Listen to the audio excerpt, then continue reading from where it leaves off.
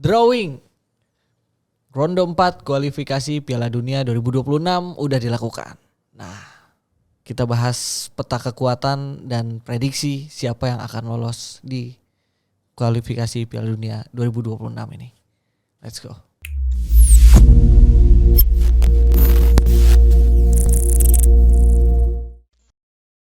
Kembali lagi di Ruang Pandit ya, bersama saya Yazid dan sekarang kembali ditemani dengan Mas Irawan.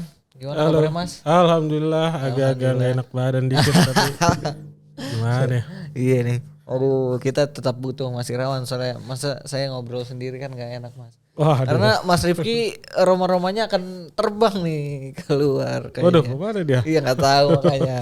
Aduh, Itu. Nah soalnya ada tema penting untuk hari ini yang perlu kita bahas genting sekali. apa tuh? Soal timnas Indonesia di kualifikasi Piala Dunia.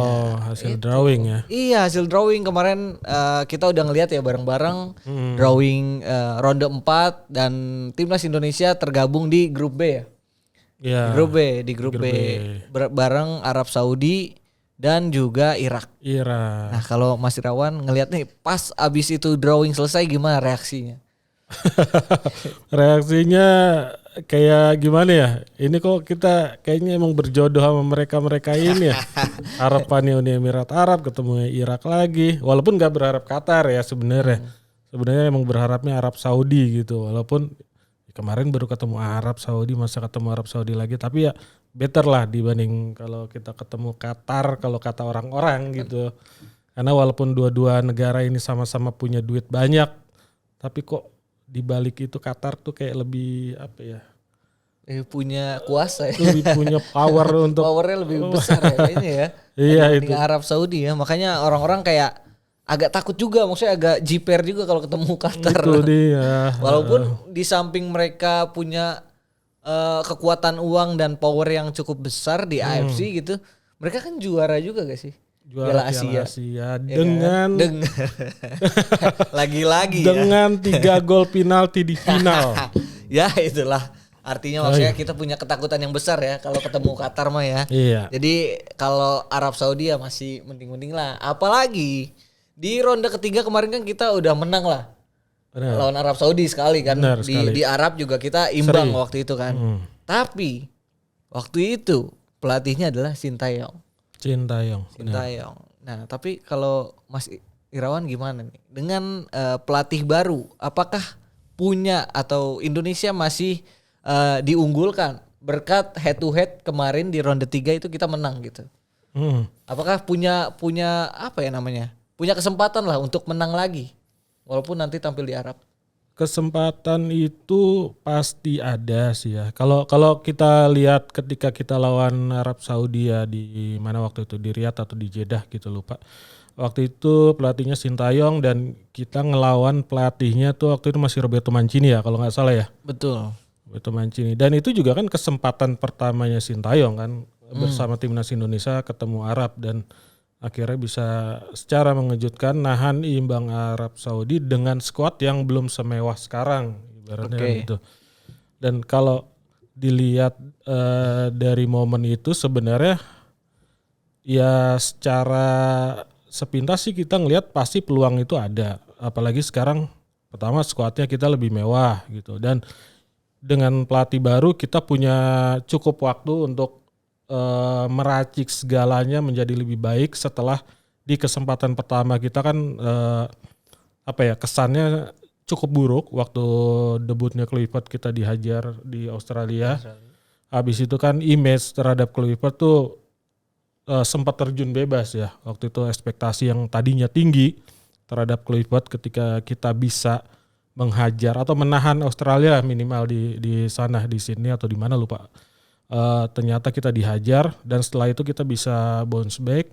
Kita akhirnya bisa habis itu menang lawan siapa? Menang lawan Bahrain dan ya. Juga Cina. Bahrain Cina terus akhirnya di Jepang kita kalah tapi itu udah cukup untuk ngebawa kita ke ronde keempat dan sebenarnya itu udah bisa mengobati rasa kekecewaan kita ketika kita dihajar Australia dan setidaknya menumbuhkan ekspektasi lagi terhadap Kluivert bahwa masih ada asa itu, masih ada peluang untuk bisa bangkit, masih ada harapan untuk Kluivert membenahi tim ini menjadi lebih baik ketimbang waktu lawan Australia, dan memang kelihatannya cukup positif walaupun sempat kita dibuat kembali menginjak bumi ketika kita dihajar sama Jepang di mana tuh, di kota apa lupa, pokoknya waktu itu kita kalah dari Jepang dengan ekspektasi kita kalahnya nggak terlalu telak ya. Iya. Tapi ternyata berapa, 0-4 apa berapa sih? 5-0. 5-0 ya. Iya, 5-0. ternyata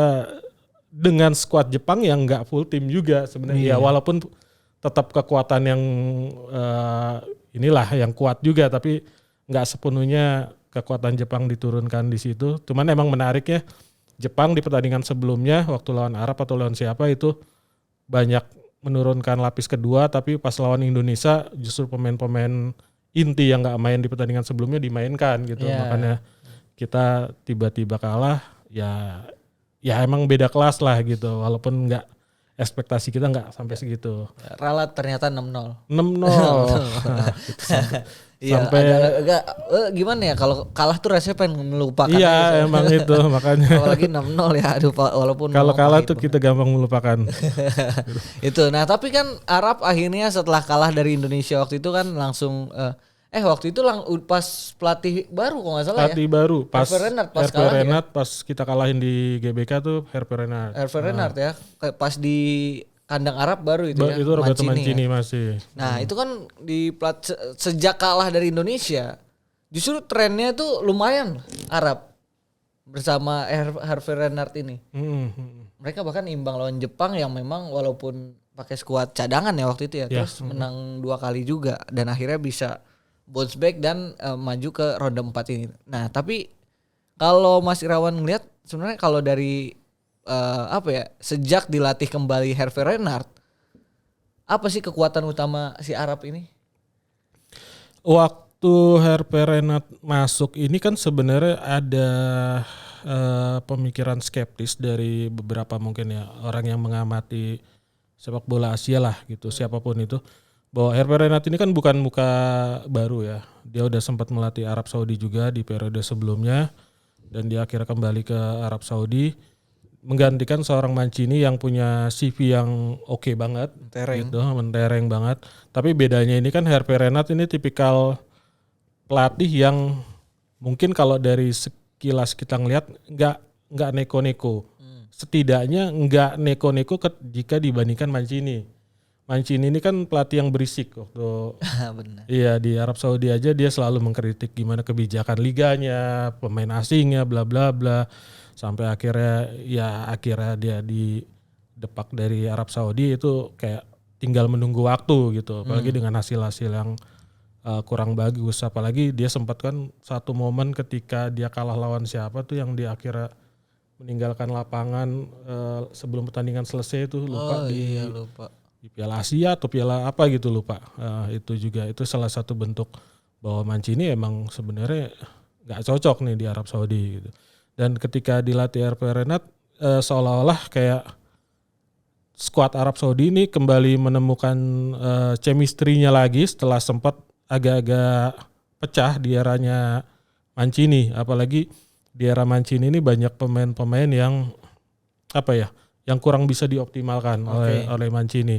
Dan di era Mancini juga beberapa pemain kayak Salim Al-Dosari juga kan sempat kelihatan melempem banget, padahal dia salah satu motor utamanya Arab Saudi. Bahkan di Piala Dunia Al-Dosari bisa nyetak 2 gol ke gawang Argentina gitu. Dan di eranya Hervé Renard, Al-Dosari ini si Salim ya bukan Nasir, ini menunjukkan kembali tajinya sebagai seorang penyerang sekaligus seorang kapten yang memimpin skuadnya gitu. Dan apalagi setelah dia sembuh dari cedera, dan akhirnya benar kelihatan bahwa Hervé Renard bisa menyatukan kembali tim dan membuat Arab Saudi seperti mereka sebagaimana layaknya di panggung Asia. Oke, pada akhirnya memang Hervé Renard bisa memanfaatkan skuad yang ada. Betul. Dan kita juga patut mewaspadai ya kebangkitan Arab, karena di beberapa laga terakhir memang udah bounce back nih, udah kelihatan mereka tuh udah menemukan kembali lah chemistry-nya setelah dilatih Mancini kemarin gitu kan. Nah, satu lagi lawan kita, mungkin lawan Arab ya karena kita punya menang lah, punya inian menang dan imbang ya gitu. Maksudnya punya sejarah menang dan imbang di ronde ketiga. Tapi lawan kita Irak satu lagi yang di putaran kedua kalau nggak salah ingat ya, itu kita pernah dibantai 2 kali. Yang pertama kita kalah 5-1 di Irak, kemudian kita kalah 2-0 di GBK. Di GBK, ya. Artinya kita juga pernah dikalahin tuh di Piala Asia kan 3-1 ya kan, yang Marceng golin kan. Iya, iya. 3 laga terakhir ini kita kalah terus nih sama Irak. Ketemu lagi. Apakah bakal ada perubahan? Karena kan 3 laga kekalahan itu kan dari Sintayong. Sedangkan sekarang ya kita dilatih sama Patrick Kluivert gitu. Agak apa ya? Mungkin bisa dicek pelatihnya Irak sekarang kalau nggak salah udah bukan Jesus Casas ya. Kayaknya ya kalau nggak salah, dan itu sangat memberi dampak juga untuk pertemuan nanti. Jesus Casas waktu ngelawan Sintayong selalu bisa mengalahkan Sintayong waktu itu, dan sekarang juga kalau memang koreksi kalau nanti salah, kalau memang udah kedua kubu ini dengan pelatih yang berbeda dan bertemu lagi dengan wajah yang tentunya berbeda, ini akan menarik gitu. Indonesia belum pernah menang di beberapa tandingan yang tadi udah disebutin Azid gitu. Tapi Indonesia hadir dengan wajah yang berbeda, dengan Patrick Kluivert, dengan pendekatan yang beda, dengan gaya taktikal yang juga pasti berbeda, dengan skuad yang juga sangat berbeda dibanding pertemuan terakhir dengan Irak. Ini akan memberi sebuah advantage, memberi sebuah keuntungan bahwa Indonesia sebenarnya nggak lagi bisa diremehkan walaupun nggak pernah bisa menang lawan Irak di pertandingan sebelumnya gitu sih. Iya, nah baru info baru ini pelatih Irak si Graham Arnold ternyata. Waduh, mantannya Australia. Iya. Iya, itu sebenarnya berpengalaman juga kan. Berpengalaman. Apalagi pernah lawan Indonesia juga, artinya dia di Piala Asia juga kita kalah sama Australia, terus walaupun bisa nahan imbang ya waktu itu di GBK ya, waktu masih dilatih sama dia. Graham Arnold. Tapi ya aku sih ngeliatnya memang lawan Irak ini agak sulit ya, karena entah kenapa Irak adalah salah satu tim apa ya namanya, Asia Tengah ya, apa Asia Timur ya? Asia ya negara Arab lah. Iya, negara Timur Arab Tengah. lah. Maksudnya dia tuh, mereka punya apa ya, kelebihan dari segi fisik gitu loh. Fisik tentu. Fisik mereka gede-gede dan juga ketahanannya, stamina juga bagus gitu. Dan mereka bisa manfaatin itu ketika lawan tim-tim kayak Indonesia. Ya. Gitu loh. Mereka tuh kayak gitu, emang mereka bisa maksimalin kekuatan utama mereka, gitu aja sebenarnya. Apalagi yang striker utama mereka tuh si Aiman Hussein. Itu kan selalu jadi apa ya namanya, momok lah buat Indonesia ya. Apalagi kalau duelnya lawan JIZ juga kadang waktu itu sih sama Jordi Amat ya, berkali-kali tuh yang bikin blunder sama kalau lawan dia tuh agak susah memang. Entah kenapa dia selalu bisa manfaatin ya itu, kekernya tubuh dia, posturnya yang besar, tinggi besar gitu kan. Apalagi ada satu lagi si Ali Jasim paling. Ali Jasim yang berkali-kali jadi mimpi buruk juga lah buat back sayap Indonesia gitu, dengan akselerasinya dan kekuatan individunya. Sama siapa yang sempat di MU? Zidan Iqbal. Iya benar. Itu juga. Ya itu maksudnya, entah kenapa Irak ini jadi salah satu tim yang memang selalu menyulitkan karena mereka punya selalu bisa memaksimalkan keunggulan mereka lah dari segi fisik ya kan. Tim Timur Tengah gitu. Ya selain itu juga kan yang banyak beredar pemikiran di kalangan teman-teman supporter di kita juga, Bo. Ketika kita ngelawan negara-negara Arab, itu yang kita hadapi bukan cuma secara fisik tapi juga secara mental, karena apalagi ya mereka punya kekuatan di balik layar yang cukup signifikan dan juga punya trik-trik yang ya kayak biasa ketika udah unggul ngulur waktu atau permainan fisik yang cenderung kasar atau konfrontasi provokatif, mengulur-ngulur waktu, itu udah jadi hal yang lumrah yang dilakukan tim-tim dari daerah sana. Itu yang sebenarnya harus kita jaga gitu, supaya jangan sampai pemain-pemain kayak Justin Hubner gitu terprovokatif langsung kena kartu merah. Karena kan Jordi Amat juga waktu itu kena kartu merah di GBK pertandingan iya kayak ini. Tapi kalau kita ngelihat sebenarnya kalau Irak jarang sih ya, maksudnya yang apa tuh? Yang maksudnya kekuatan kayak wasit gitu kayak nggak terlalu. Irak nggak Nggak tahu terlalu, karena iya. berkali-kali mereka juga menangnya terlalu dominan juga lawan Indonesia gitu maksudnya. Ya semoga lah maksudnya dengan tambahan pemain baru mungkin kan nanti gimana. Apakah Indonesia harus menambah pemain baru? Terlebih dengan cederanya oleh Romeni. Gimana Mas? Apakah ada yang bisa menggantikan pemain lokal atau yang skuad yang sekarang atau justru harus nambah pemain baru? Kalau dibilang harus sih nggak harus ya, yang mengharuskan itu siapa gitu. Kecuali tuntutan supporter yang ekspektasi udah sangat tinggi gitu, yang udah terbuai dengan pemain diaspora, pemain-pemain Eropa gitu. Mereka pasti udah berharap siapa lagi nih, oh si A bagus, tolong deketin si B gini, kayaknya kumpulin ada nama-nama kayak siapa ya, Pascal Struijk lah atau siapa gitu, banyak nama-nama yang mungkin direkomendasikan. Tapi sebenarnya dengan skuad yang ada ini kalau memang Kluivert bisa meraciknya, bisa mengemasnya dengan baik gitu, membuat tim ini solid, ya bisa dioptimalkan. Apalagi kan ini pertandingan setelah liga dimulai ya, liga apa namanya sekarang? Super League. Super League ya, bukan Liga 1 ya. Super League udah mulai. Kluivert bisa memantau juga siapa striker-striker lokal yang punya potensi untuk nembus tim nasional gitu. Sebelumnya udah pernah ada Ramadan Sananta, sebelumnya udah pernah Hoki Caraka dan nama-nama lain. Oke, kalau mereka ini belum memuaskan menurut Kluivert, setidaknya masih ada striker-striker lain yang mungkin punya potensi. Kalau saya pribadi misalnya, saya menunggu banget gimana Excel bersama Persija gitu. Karena kalau Excel ini oke, ini layak direkomendasikan untuk timnas atau beberapa nama lain misalnya di skuad U23 sekarang ada beberapa pemain yang mungkin selain yang langganan kayak Ferrari atau Arkan Fikri ya, ada Altaf Rizky dari Persis atau mana gitu, terus Alvarezi Buffon juga menarik gitu, beberapa nama yang mungkin bisa diorbitkan di skuadnya Kluivert walaupun mungkin untuk menembus starting 11 belum gitu.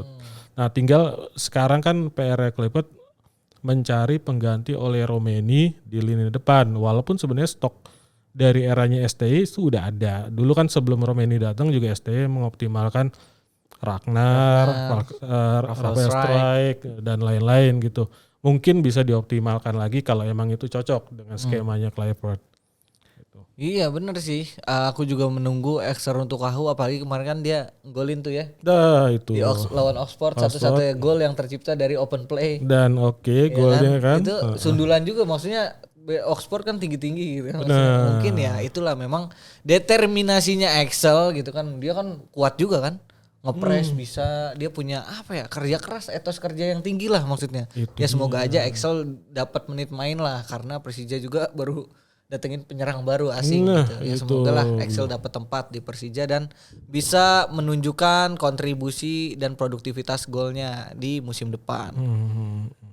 Tapi memang selain Excel, dari nama-nama timnas U23 tadi sebenarnya ada yang menarik yaitu Jens Reven. Nah, Jens Reven bisa juga. Mungkin ya, karena memang kalau kita ngelihat Jens Reven ini adalah salah satu striker yang belum dimiliki timnas Indonesia gitu ya. Naluri tinggi maksudnya. Pure nomor 9 gitu ya. 9. Karena kan selama ini Ole itu kan natural posisinya winger. Betul. Walaupun secara postur dia ya cocok juga lah jadi striker, tapi dia selalu mengandalkan akselerasinya tetap. Lebih sering melebar. Rafael Struijk, Ragnar juga sama. Ya. Jadi ya mungkin Jens Reven bisa dimanfaatkan. Bisa dicoba. Ya, bisa dicoba, bisa dikasih kesempatan gitu. Apalagi memang jika Ole Romeni harus dipastikan absen lah gitu. Tapi itu menarik juga ya, kenapa di beberapa kesempatan Jens Reven belum dapat kesempatan. Sebenarnya kan dari beberapa pertandingan sebelumnya di ronde ketiga udah banyak harapan nggak? Kenapa nggak bawa aja Jens Reven walaupun nggak dimainkan, tapi paling nggak dia merasakan dulu atmosfer latihan di tim utama. Benar. Iya, malah hoki Caraka terus yang dapat kesempatan ya, padahal kayaknya ya Jan Raven punya lah, harus dapat lah kesempatan itu maksudnya kan. Iya, Hoki Caraka jangan terlalu diganggu lah, dia sibuk tarkamnya kan lagi rame gitu. Jangan Iya. jangan diganggu dia. Padahal ada potensi pemasukan lebih ya. Iya. Kalau nggak dipanggil. Ya itu maksudnya. Nah kalau Mas Irawan prediksinya gimana? Apakah bisa kita punya kesempatan lolos langsung atau justru ronde 5 dulu aja? Kalau prediksi Mas Irawan gimana? Tapi sebelum masuk ke prediksi ya, Oke. sebenarnya tadi udah kepikiran. Ini yang menarik tuh, tadi kan Yazid nanya soal apakah masih ada peluang pemain diaspora baru ini. Apalagi ini mainnya kan Oktober ya kalau nggak salah. Iya betul. Oktober. Masih ada beberapa bulan gitu. Apakah pemain diaspora baru ini masih ada peluang? Sebenarnya peluang itu cukup gede ya. Apalagi kan kita udah kedatangan Simon Tahamata yang statusnya adalah scouting gitu. Dengan asumsi Scouting kita tim nasional ya. scouting bukan? tim nasional, dengan asumsi kita bahwa Simon ini datang untuk menyeleksi pemain-pemain diaspora di luar negeri yang bisa masuk ke timnas gitu. Oh, oke. Jadi kalau gambaran saya kayak Simon ini kok terkesan jadi agen pemain gitu. Iya kan? Jadi dia milih-milihin. Ini pemain bagus nih, Pak Erik. Masukin. Apalagi Simon ini punya kedekatan dengan Kluivert gitu. Jadi mereka ini saling bersinergi bahwa siapa aja yang bisa direkrut, walaupun memang awal kedatangan Kluivert seluruh staf pelatih dan staf teknis dari Belanda ini memang untuk memudahkan kita merekrut pemain-pemain diaspora salah satunya gitu. Jadi kedepannya cukup masuk akal ketika ada pemain diaspora baru, mungkin ya 1-2 datang sebelum Bisa pertandingan lebih- berikutnya. Bisa lebih nyaman maksudnya ya. Iya, Maksudnya jadi bisa wajahnya timnas itu ya Peter Iya, Kluivert ya. bisa lebih mudah. Nah kalau untuk prediksi, harapan pasti kita bisa, ini nggak tahu ya kalau harapan yang muluk saya sebenarnya kita bisa mengalahkan Irak, karena ini tadi yang sempat disinggung, ini pertemuan pertama kita dengan wajah berbeda. Kita pelatih baru, Irak pelatih baru, walaupun pemainnya Irak hampir sebagian besar sama dan kita ada beberapa tambahan pemain, itu keuntungannya gitu. Dan mainnya nggak di Irak, jadi secara atmosfer cukup netral gitulah. Walaupun masih di daerah sana, lebih dekat ke Irak gitu. Kita ada chance untuk mengalahkan Irak walaupun agak berat gitu. Tapi ya semoga aja bisa. Dan kalau lawan Arab, kita udah pernah menang, kita udah pernah seri di Arab waktu itu. Tapi situasi kayak sekarang kayaknya agak berbeda gitu. Nggak tahu, saya ngelihatnya dengan penunjukan Arab Saudi sebagai tuan rumah, walaupun dalihnya adalah ya pot 1 dan lain sebagaimana gitu. Tapi ini udah salah satu bentuk AFC untuk sedikit memberi keuntungan ke Arab Saudi ataupun Qatar gitu. Dan kalau harapan saya, kalau memang dari teknis di lapangan sulit untuk mengalahkan Arab Saudi, seenggaknya kita bisa menahan imbang Arab Saudi gitu. Dan kalau kita bisa mengantongi satu kemenangan dari Irak, satu hasil imbang lawan Arab, kita tinggal berharap Arab sama Irak ini bermain imbang gitu. Dengan begitu kita ada di atas gitu kan. Betul. Dengan kita ada di atas berarti kita di puncak gitu. Dan kita bisa lolos. Harapannya seperti itu. Itu muluknya gitu. Hitung-hitungannya gitu. Iya. Tapi kalaupun memang nggak sesuai harapan ya seenggaknya wajib banget kita berada di posisi runner up. Entah itu mungkin kita Irak yang di bawah kita ataupun Arab Saudi yang di bawah kita, apapun itu, yang penting kita ada di posisi runner up minimal banget dan kita bisa melaju ke playoff. Itu, dan di playoff harapannya mungkin kan di grup sebelah ada Qatar, ada Uni Emirat Arab, dan satu lagi ada siapa? Oman ya kalau nggak salah. Oman. Asumsinya adalah Qatar lolos sebagai peringkat pertama dan di bawahnya antara Uni Emirat Arab atau Oman. Kalau kita ketemu salah satu di antara dua tim itu, peluang kita cukup besar. Ini menurut pandangan saya. Kalau melihat kekuatan kedua tim lah, kedua ini seenggaknya nggak lebih mengerikan dibanding Irak, dibanding Iran, dibanding Arab Saudi, Qatar, dibanding mungkin Bahrain bahkan. Seenggaknya kita ada peluang menang. Dan kalaupun kita nanti akhirnya menang di playoff ini, tapi perjalanan nggak akan sebentar kan. Nanti kita akan lanjut ke interkonfederasi dan di situ yang agak berat sih kayaknya. Iya berat banget ya. Memang kalau kita pada akhirnya finish di posisi kedua, ya itu perjalanan juga masih panjang. Jatuhnya jadi kayak waktu Olimpiade itu ya. Justru bisa-bisa pas udah di ujung kita malah kalah ujungnya. Iya. Karena lawan Afrika juga itu bukan berat juga ya. Afrika, Lawan apalagi lawan Kamerun, lawan Pantai Gading. itu berat Ghana. banget sih. Pokoknya tim-tim Afrika juga memang kekuatannya nggak diinin ya. Kita nggak bisa menerka ya. Benar. Apalagi mereka kan punya fisik yang luar biasa besar. Iya, dan banyak pemain Eropa. Bener di mana-mana ya, maksudnya tersebar ya, pasti Dimana-mana, ada yang punya ya. Itu dia, perjalanan masih panjang. Tapi aku pribadi untuk lolos langsung kayaknya udah tertutup sih rasa optimismeku. Iya. Ya kalau emang nggak bisa lolos langsung dan harapannya mengais keberuntungan di interkonfederasi, paling nggak kita memanfaatkan momen itu untuk meraup ranking FIFA sebaik mungkin. Oke lah, iyalah bisa Jadi lah. ya jadi target untuk menembus 100 besar ranking FIFA tercapai itu pasti. Iya. Tapi memang ya itulah, pokoknya perjalanan masih panjang ya. Semoga Masih aja. panjang. Semoga aja ada keajaiban. Karena kalau misalkan Ole juga cedera ya semakin berat langkah kita untuk terus atau untuk lolos langsung itu semakin berat sih kalau Ole cedera. Karena beberapa pertandingan terakhir Ole terus yang golin. Iya, oleh terus yang gini-gini. Iya, Ole aja terus yang golin. Udah pusing dah nanti Kluivert. Walaupun dia ngomong sih punya plan B. Punya udah. Pasti punya lah. Alex Pastur kayak punya bukan plan B. Iya, bisa aja. Itu karena dibisikin Alex Pastur, tenang, ada plan B. Oke. Kluivert langsung ngomong ke media gitu. Nah, ada plan B. Oke, juru bicara dong jatuhnya ya. Oke, itu dia pembahasan dari kualifikasi ronde 4 kualifikasi Piala Dunia 2026. Nah, kalau harapan kalian kayak gimana buat timnas Indonesia?